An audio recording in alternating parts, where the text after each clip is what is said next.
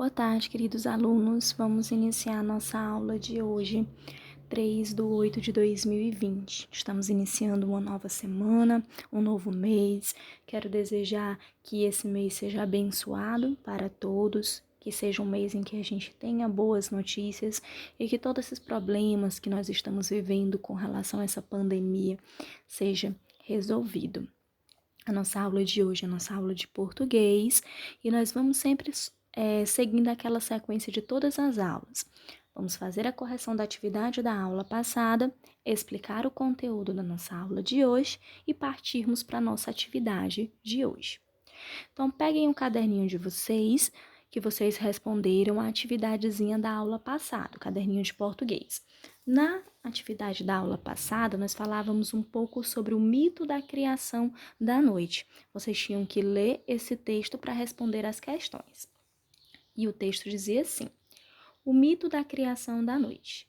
Antigamente não havia noite, era sempre dia. O sol brilhava esquentando a terra, as luas e as estrelas eram como o sol. Tudo era luz e claridade na aldeia e na floresta. Os homens caçavam sem cessar e as mulheres trabalhavam sem descanso, pois era sempre dia, noite não havia. O sol fazia seu percurso até o poente para então retornar pelo caminho inverso, de volta ao nascente. Muá controlava o sol, a lua e as estrelas, não permitindo que ninguém deles se aproximasse.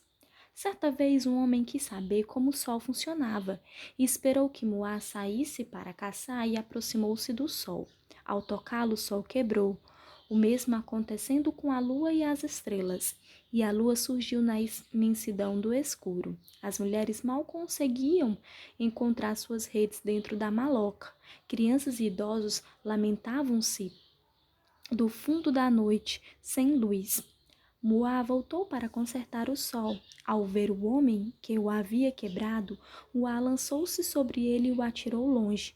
Quando caiu, o homem transformou-se no macaquinho mão de ouro, escuro, onde a noite e com as mãos douradas como o sol que não havia tocado.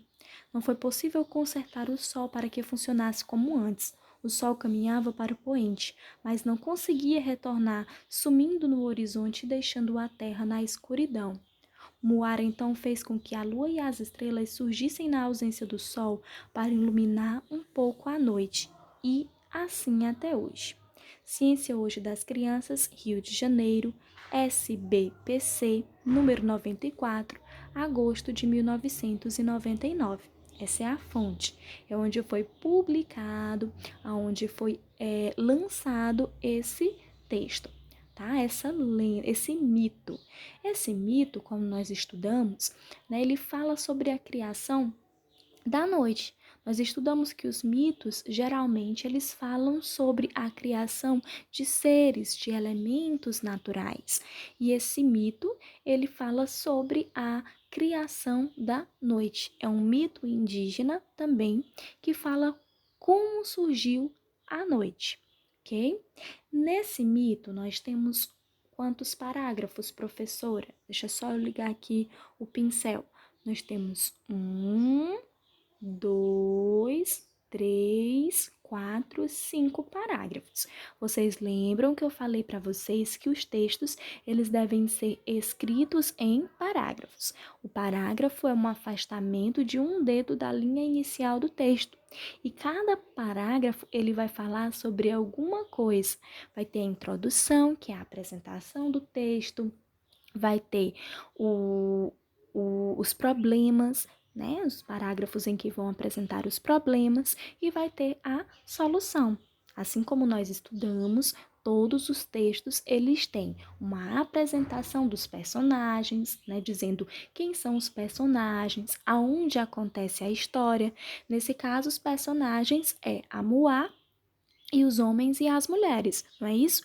Onde acontece a história? Nós sabemos que aqui ela acontece numa floresta, numa aldeia indígena. E além dos personagens, além de onde acontece, as histórias elas têm que ter um problema, que no caso aqui o problema foi o homem querer pegar o sol e assim fazer com que a luz do sol desaparecesse. E também tem uma solução. Qual foi a solução?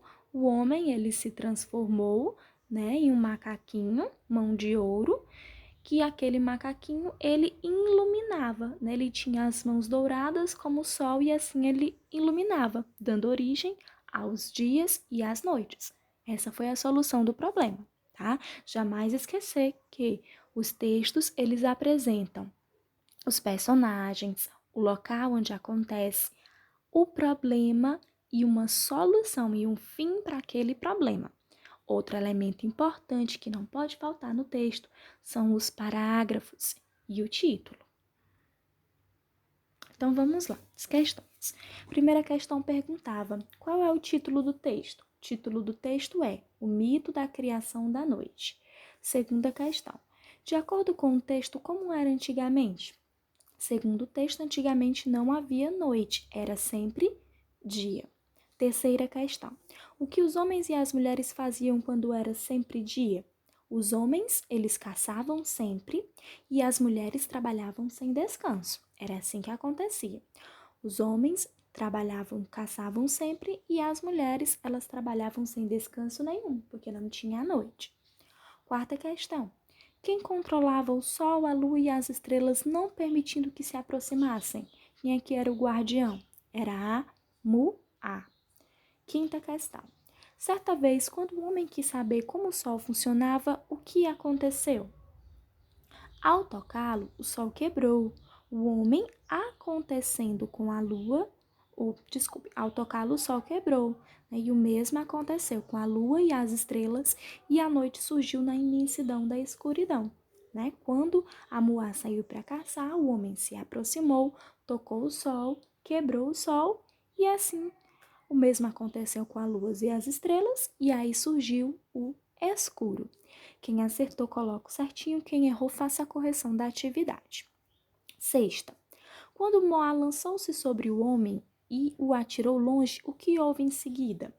Quando caiu, o homem ele se transformou no macaquinho mão de ouro, escuro como a noite e com as mãos douradas como o sol que havia tocado. O homem ele se transformou nesse macaquinho que se tornou quem iluminou, né? Se tornou um macaquinho que tinha a mão dourada, que era quem iluminava o local. Sétimo: Moá conseguiu consertar o sol? Não foi possível consertar o sol para que funcionasse como antes, não foi? A Moá não conseguiu consertar, o sol não voltou a ser como era. Oitava: como o sol não conseguia retornar, o que foi que a Moá fez? A Moá, então, fez com que a lua e as estrelas surgissem na ausência do sol para iluminar um pouco a noite. Então, como o sol não conseguia voltar, a Moá fez com que surgissem a lua e as estrelas. E foi assim que, segundo esse mito indígena, surgiu a lua e as estrelas. Quem acertou, coloca o certinho. Nona questão: acentue e marque a sílaba tônica das palavras abaixo usando o acento agudo ou o acento circunflexo. Nós estudamos nos meses anteriores que sílaba tônica é a sílaba mais forte, que é aquela que é pronunciada com mais força. E o acento agudo é aquele que tem um som mais aberto e o acento circunflexo é aquele que tem um som mais fechado. Primeira palavra era pálido. Sílaba tônica é o pá. Som aberto, acento agudo. Tênis, tênis. Som mais forte é o T, som fechado, acento circunflexo. Pássaro. Sílaba tônica é o pá, som aberto, acento agudo. Elétrico. Sílaba mais forte é o Lé, som aberto, acento agudo. Quilômetro. Sílaba mais forte é o Ló, som fechado, acento circunflexo. Lâmpada. Sílaba mais forte é o Lã, som fechado, acento circunflexo. Árvore. Sílaba mais forte é o ar, som aberto, acento agudo. Pântano. Sílaba mais forte é o pã, som fechado, acento circunflexo. Três. Sílaba mais forte é o três, som fechado, acento circunflexo. Rápido. sílaba mais forte é o Rá, som aberto, acento agudo. Quem acertou, coloca o certinho, quem errou, faça a correção, ok? E a 10ª questão pedia para a gente observar a imagem e a legenda. Aqui nós temos a imagem de uma menina indígena que vivia na região amazônica. E a letra A pergunta: na palavra indígena, a sílaba tônica é indi. A sílaba mais forte é o di. Vamos lá, ó. Última, penúltima, antepenúltima. O di é a antepenúltima sílaba. Então, vocês iam marcar o certinho lá onde tinha antepenúltima. Essa palavra, ela é paroxítona, oxítona ou proparoxítona, oxítona ou paroxítona.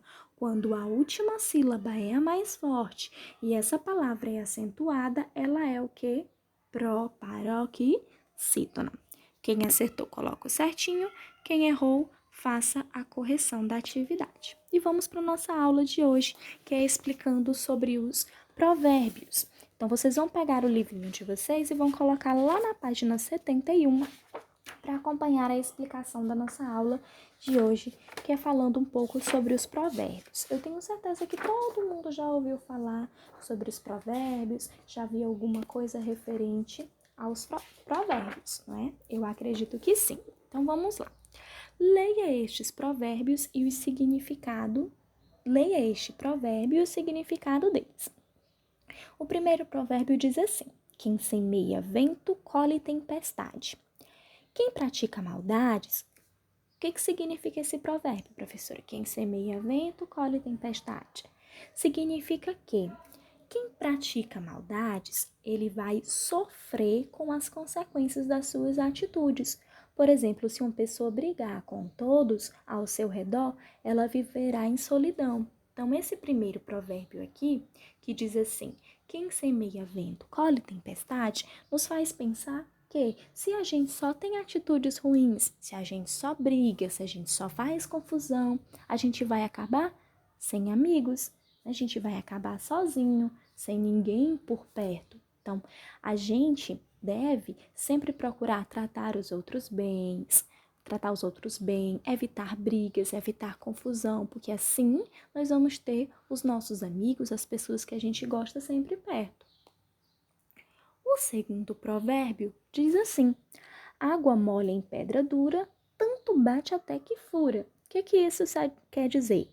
Que a gente sendo persistente, a gente vai conseguir atingir os nossos objetivos muito difíceis. Por exemplo, se você quer aprender um esporte, terá de treinar muitas e muitas vezes o mesmo, movimentando até conseguir fazê-lo com perfeição.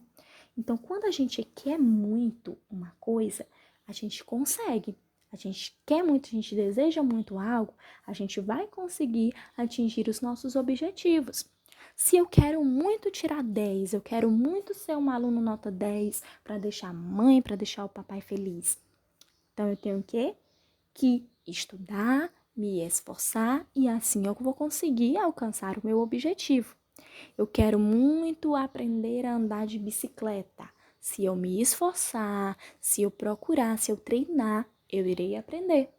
Então, se a gente for persistente, buscar sempre fazer aquilo para alcançar o nosso objetivo, a gente vai conseguir alcançar sim.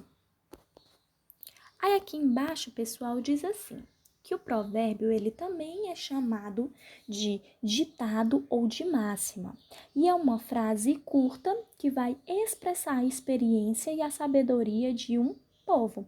Então, o provérbio ele também é chamado de ditado popular e ele vai expressar alguma experiência, alguma sabedoria em uma simples frase, em uma frasezinha curta. Geralmente, ele procura transmitir um conselho ou uma advertência sobre as atitudes e os modos de pensar. Então, geralmente, os provérbios, eles querem nos transmitir um conselho, uma ajuda, um pensamento ou uma advertência sobre alguma coisa, né? Para que nós nos tornamos pessoas melhores, tenhamos atitudes melhores. Certo, pessoal? Eu trouxe aqui mais alguns provérbios que eu tenho certeza que vocês já devem ter ouvido o pai, a mãe, a avó, os colegas falando. Vamos ler os provérbios e numerar de acordo com os significados, né? Nós temos os provérbios e os significados de cada um. Quem planta vento, colhe tempestade. Esse provérbio a gente acabou de ler aqui, não é? Isso quer dizer o quê? Que nós precisamos ter cuidado com o que fazemos aos outros, né? Porque a gente pode receber de volta. Segundo, mais vale um pássaro na mão do que outro voando. O que isso quer dizer? Tenho certeza que vocês já ouviram falar sobre isso, né? Já ouviram falar sobre esse provérbio. Esse provérbio quer dizer que nós devemos valorizar o que temos e não o que não temos. Não é isso? A gente tem que valorizar o que a gente tem, porque um dia a gente pode perder. Então, mais vale a gente ter aquilo que a gente tem, né? Mesmo que seja pouco do que não ter nada. Cão que muito late não morde. Com certeza vocês já ouviram esse provérbio por aí. Quer dizer o quê? Que quem fala muito, pouco faz. Às vezes só fala que vai fazer, que vai fazer, que vai fazer e acaba não fazendo aquilo, não é? Quem com ferro fere, com ferro será ferido. O que isso quer dizer? Quem faz maldade, maldade pode receber. Quem só faz coisas ruins, quem só faz coisas que machucam os outros, quem só faz maldade, vai acabar recebendo maldade um dia.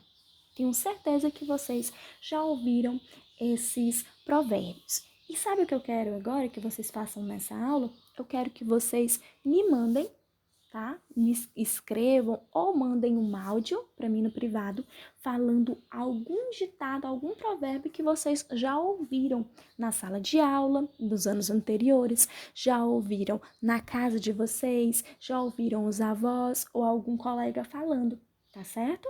Então eu quero que vocês gravem para mim um áudiozinho, um áudio, ou escrevam mesmo, me falando algum ditado popular ou provérbio que vocês já ouviram falar, tá? Já ouviram por aí. Não sejam esses, tá? Ou um diferente desses que a gente acabou de falar. E a atividade de hoje, pessoal, é uma atividade na folha. O que vocês vão fazer na atividade de hoje? Vocês vão fazer a leitura do textinho, tá? Esse aqui é o texto. Vocês vão fazer a leitura do texto, observando todos os elementos. Quem são os personagens, aonde acontece a história, qual é o problema desse texto, qual é a solução para esse texto, quem é o autor, qual é o título, observando todos aqueles elementos importantes. Quantos parágrafos apresenta esse texto? Depois que vocês realizarem esse texto, vocês vão responder as questões. A primeira questão diz: como era a casa de Yara, de acordo com a lenda? Vocês vão ter que ler o textinho para identificar como era a casa da Yara. Nós já sabemos que esse texto é uma lenda, né? Fala sobre a lenda da Yara, que todo mundo já ouviu falar, né? Todo mundo conhece, mas precisa ler essa lendazinha para poder responder. A segunda questão: quem era o Jaguari? Vocês vão responder quem era o Jaguari. Quem era, que personagem era ele, o que ele faz na história, isso que vocês vão responder. Quarta, como o Jaguari sabia que era Yara quem o atiraria ao lago? Como é que ele sabia que a Yara ia jogar ele no lago? Que isso iria acontecer com ele? Vocês precisam ler o texto. Jaguari conseguiu fugir, tá? Que conseguiu fugir, porque ficou junto da Yara, mesmo hipnotizado por seu belo canto. Pode-se dizer que isso é realmente verdade? Por quê? Isso é verdade? Isso realmente pode acontecer? O que vocês acham? Que é verdade ou por que vocês acham que não é verdade? Sexta, lendas são. Vocês vão marcar aqui a respostazinha certa, tá? Só tem uma correta. Lendas são histórias reais, são narrativas inventadas para divertir as pessoas, São narrativas inventadas pela cultura local e transmitidas de geração para geração. Seu objetivo é explicar por que algo acontece? Qual será a resposta correta? As lendas, pessoal, elas são muito parecidas com os mitos. Só que os mitos, eles querem explicar sobre alguma coisa, sobre o surgimento de algum elemento. Os mitos, eles falam sobre como surgiu algum elemento da natureza.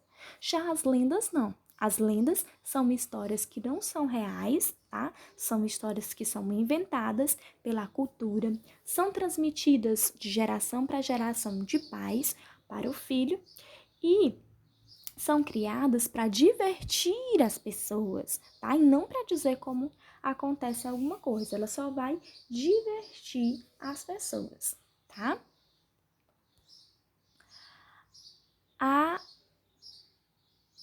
Acho que pulou bem aqui, pessoal, a 8ª questão. Mas na 8ª questão, olha, tá bem aqui, certo? A 8ª questão. Na 8ª questão, vocês iriam... Peraí, deixa eu dar uma ajeitada bem aqui em cima. A 8ª questão, pessoal, que tá bem aqui em cima, foi porque saiu aqui cortada no slide. Vocês irão, nela, enumerar a sequência dos fatos que acontecem na história. Colocar o número 1, qual foi o primeiro fato que aconteceu, o número 2, qual foi o segundo fato, o número 3, qual foi o segundo fato, tá? Enumerar de acordo com os fatos que acontecem na história, com a sequência que acontece na história. O que acontece primeiro, você bota o número 1, o que acontece segundo, você bota o número 2, tá? Na 9ª questão, vocês vão descobrir os pares que formam os provérbios, tá? Aqui nós temos os provérbios, tá? E aqui nós temos a continuação dos provérbios. Então, vocês irão identificar qual é o par daquele. O primeiro aqui, quem semeia o vento, colhe tempestade, não é isso? Ó, onde é que tá o colhe tempestade? Bem aqui. Opa. Colhe tempestade... Está bem aqui. Então, lá onde tem o colhe tempestade, você vai colocar o número 1, tá? Então, vocês vão enumerar de acordo com a sequência, com a frase que vai completar o provérbio. E na última questão, vocês vão explicar esses provérbios. O que significa esses provérbios? Ele entrou pelo cano. O que significa isso? Água mole em pedra dura, tanto bate até que fura. Essa tem até no livrinho, eu expliquei para vocês. Fiquei com a pulga atrás da orelha. O que significa? O que esses provérbios querem dizer? Tá, pessoal?